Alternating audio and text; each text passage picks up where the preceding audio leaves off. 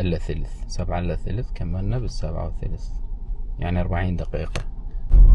السلام عليكم شباب، شلونكم؟ إن شاء الله بخير.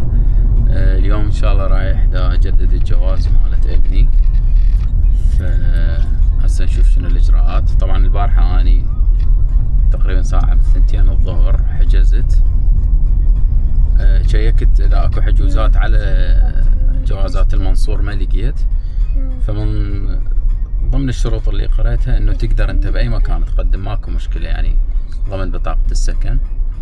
فالحمد لله شيكت على مالة الأعظمية كان موجود اكو اوقات حجز، فحجزت على اليوم ساعة 7، وهسه رايح نشوف شنو الإجراءات إن شاء الله. يلا نخليكم على اطلاع نشوفكم. هذا الجواز القديم، حاليا ساعة 6:39 دقيقة، احنا موعدنا ان شاء الله ساعة 7. يلا نشيك ونبلغكم.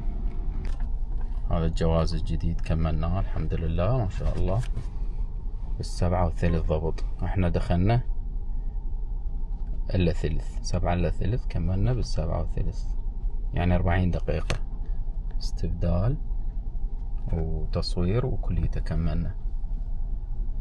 ما شاء الله، يعني ما شاء الله شغل كلش راقي وسريع جدا.